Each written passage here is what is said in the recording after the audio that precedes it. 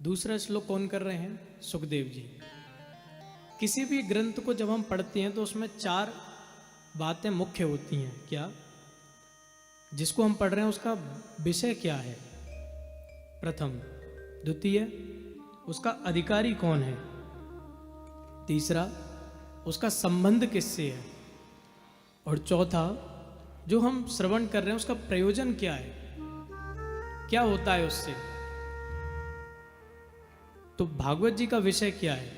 सुखदेव जी कह रहे हैं, धर्म प्रोजित कैतवोत्र परमो निर्मत्सराणाम सताम। कपट रहित धर्म भागवत जी का विषय है। अच्छा महाराज, हमने सुना है धर्म होता है। धर्म क्या है पहले? बोले धर्म है वेदों ने जो हमें आज्ञा दी है। वेद क्या कहते हैं हमें? मातृदेवो भव, पितृदेवो भव, आचार्य देवो भव। माता पिता गुरुजनों की सेवा करना, सद्भाव रखना दूसरों के प्रति, प्रत्येक प्राणी में अपनी आत्मा का दर्शन करना, ये वेदों ने हमें आज्ञा दी है। ये धर्म है। तो धर्म भी क्या कपटयुक्त हो सकता है क्या? बोले बिल्कुल हो सकता है। कैसे? बोले मातृदेवो भव पितृदेवो भव धर्म ने हमें बताया। लेकिन हम क्यों सेवा कर रहे हैं पिताजी की? कि पिताजी जब जाएंगे तो अपनी पूरी संपत्ति हमारे नाम कर जाएंगे। ये स्वार्थ आ गया, ये कपट है। एक बार सज्जनों,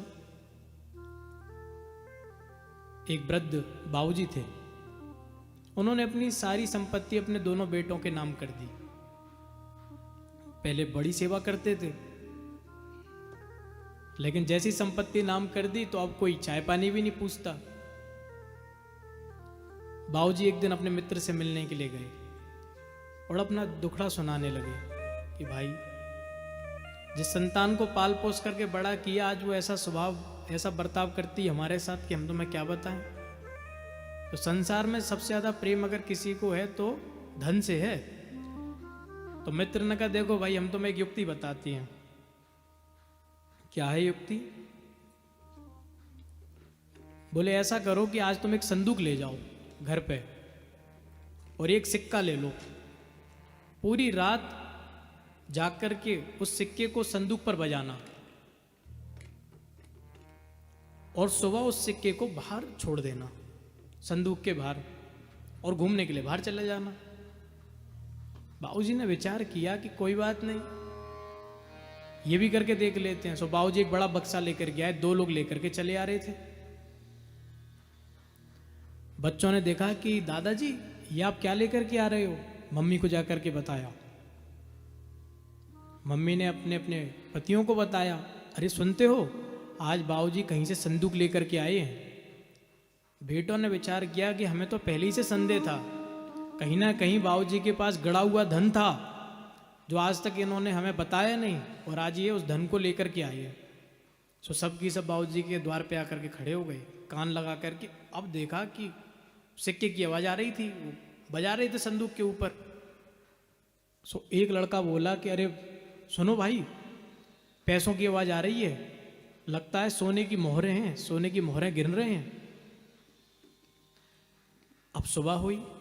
सो जैसे बाबूजी घूमने के लिए गए, बच्चे अंदर गए, देखा कि वो सिक्का बाहर पड़ा हुआ है एक।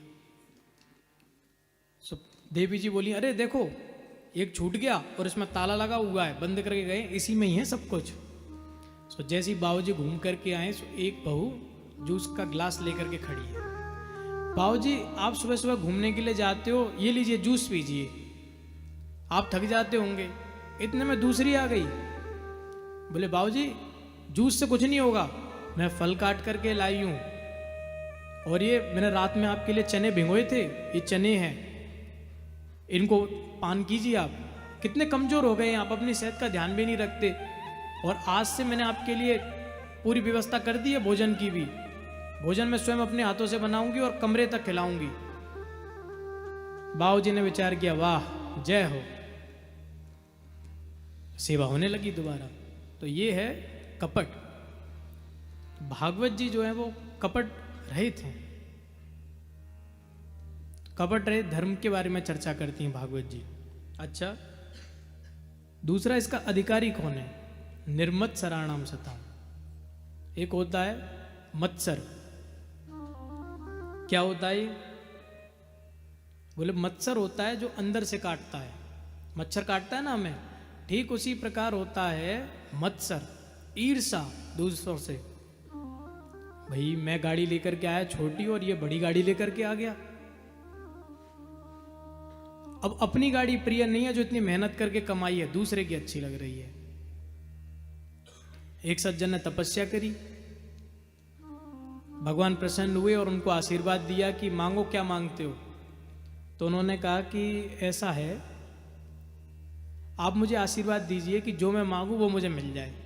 भगवान ने कहा तथास्तु, परंतु एक बात का ध्यान रखो, जो भी तुम मांगोगे तुम्हारे पड़ोसी को उससे दुगना मिलेगा।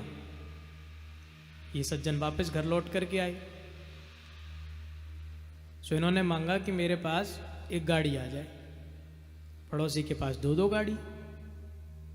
ओहो, अब तो बाहर जाकर के जैसे ही देखा ये क्या हो गया, अपने लिए एक मंजिल का घर मांगा तो पड़ोसी का दो दो मंजिल का घर। अब तो ईर्ष्या से जल उठे। फिर दोबारा वरदान मांगते हैं, कहते हैं ऐसा हो प्रभु कि मेरी एक आंख फूट जाए। पड़ोसी की दोनों फूट गई। अब प्रसन्न हो रहे हैं, वाह देखो कम से कम मेरी एक फूट गई तो दूसरी से तो मुझको दिखता है, इसकी तो देखो दोनों ही चली गई, ये बढ़िया हो गया। फिर दोबारा इनके मन में कोई खुरापात आई, दोबारा मांगा, बोले ऐसा हो प्रभु कि मेरे घर के बिल्कुल सामने द्वार से निकलती एक कुआं बन जाए बड़ा गहरा। पड़ोसी के सामने दो दो कुएं। तो ऐसी भी ईर्षा होती है। तो निर्मत्सराणाम सताम, जिनके अंदर कोई मत्सर नहीं है, ऐसे लोग इसके अधिकारी हैं। भागवत जी का संबंध किससे है? वेद्यम वास्तव मत्र वस्तु से विदम। भागवत जी का संबंध है वास्तव में जानने योग्य जो वस्तु हैं। कौन है? परमात्मा, ईश्वर, जगदीश्वर, इनसे इनका संबंध है। और भागवत सुनने से क्या होता है, इसका प्रयोजन क्या है? सद्यो हृदय वरुद्ध तेत्र कृतवी शुश्रूषुभिष तत्क्षणात्। अर्थात भगवान जो हैं, मन में केवल संकल्प करने से, भागवत को श्रवण करने का संकल्प मात्र से ईश्वर हमारे हृदय में आकर विराजमान हो जाते हैं। एक बार एक गोपी यमुना के पुलिन पर तप करने के लिए बैठ गई। अब नारद जी आए इतने में, नारद जी ने देखा कि साक्षात परमात्मा, अनंत कोटि ब्रह्मांड के नायक, जहां स्वयं जन्म लेकर के आए हैं, उनको छोड़कर ये गोपी किसका तप करने के लिए बैठी है? जाकर के पूछा, ए गोपी तो किसका ध्यान कर रही है? तो गोपी ने कहा, बाबा मैं तुमसे का कहूं अपनी। क्या हुआ? बोले जे नंद के छोरा के बारे में मैं तुमसे का कहूं। तो बाबा तुमने मुझसे पूछी तो आज सुनो। आज सुबह सुबह मैं गैयन को दूध धो रही, तो ये नंद को छोरा मेरे ताई आए और मुझसे बोलो, भाभी ये तू का कर रही है? तो मैंने आते कही, लाला तू भूखो होएगो, ला मैं तो को दूध पिलाई दूं। तो एक थन थे मैं आपको दूध पिलाने लगी। इतने में मेरी सासू ने मुंह को देखी और चिल्लाती हुई बोली, अरे क्या कर रही है तू, ये सारो दूध तेने जमीन पे फैलाई दीनो। और मैंने देखो ये नंद को छोरा मां नहीं है। तो मेरी सास जैसे जैसे माने मुझे सौगारी दी और मुझे कही जा करके धान कूट ले। मैं धान कूटने के लिए गई तो नंद को छोरा दोबारा मेरे ताई आए गयो। मैंने आते कही, और लाला तू कैसो है? तो मैं आते बतियाए भी लग गई। ये देखो मेरी सासू ने मुंह को दोबारा देखी और गुस्सा होकर के फिर बोली, देखो जागी तो बुद्धि हो गई खराब, अपने में ही लगी है बड़बड़ाने के लिए। दोबारा मेरी सासू ने मुंह को सौगाली दी नहीं तो मोते कही कि जा जमुना से जल भर के लेकर के आ। तो मैं जमुना के ताई जल भरने के लिए आई तो नंद को छोरा दोबारा आए गयो।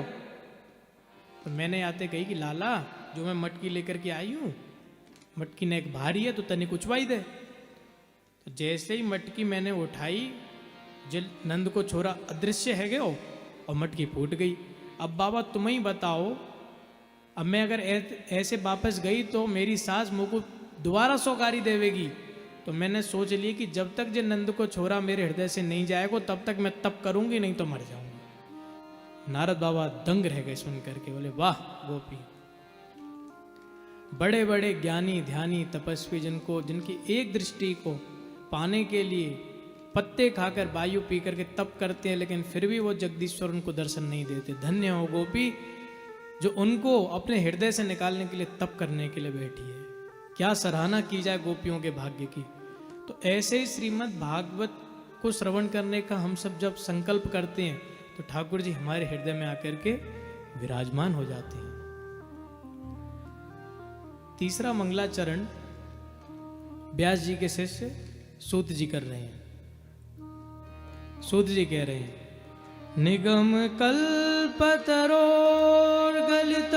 फलम सुखमुखाद अमृत द्रव संयुतम पिबत भागवतम रसमालयम मुहुरहो रसिका भुवि भावुका। निगम कहते हैं वेदों को। भागवत जी जो हैं वो वेद रूपी फल हैं। कल हम सभी श्रवण कर रहे थे ना कि दूध का सार घी है, वृक्ष का सार फल है। इसी प्रकार वेदों का सार भागवत जी हैं। और कैसा ये फल? बोले पका हुआ। तो किसी ने कहा कि भाई अपने फल को तो सब मीठा कहते हैं। एक सज्जन फल बेच रहे थे, बोले खरबूजे चीनी से मीठे। एक ने कहा चीनी से मीठे? भाई चीनी से मीठा कुछ हो सकता है क्या? तो उन्होंने कहा लाओ भाई एक दे दो, चेक तो कराओ थोड़ा। तो जैसे ही चेक कराया तो वो बेस्वाद। तो उन्होंने कहा कि भाई ये क्या है? तुम तो कह रहे थे खरबूजे चीनी से मीठे। तो बोले हमने कोई गलत कहा था क्या? खरबूजे चीनी से मीठे, खरबूजा लेकर के जा रहे हो, इसमें चीनी डालना फिर खाना, तो खरबूजे चीनी से मीठे होंगे ना। हमने कुछ गलत थोड़ी ना कहा। बोले सब अपने फल को मीठा कहते हैं। अच्छा अगर ये पका हुआ फल है तो नीचे गिरा होगा तो खराब हो गया होगा? बोले नहीं, ये क्रमबद्ध आया है। बोले भगवान ने ब्रह्मा जी को दिया, ब्रह्मा जी ने अपने बेटे नारद जी को दिया, नारद जी ने व्यास जी को दिया, व्यास जी ने सुखदेव जी को, और सुखदेव जी ने राजा परीक्षित के माध्यम से हम सभी को सौंपा। तो ये क्रमबद्ध आया है।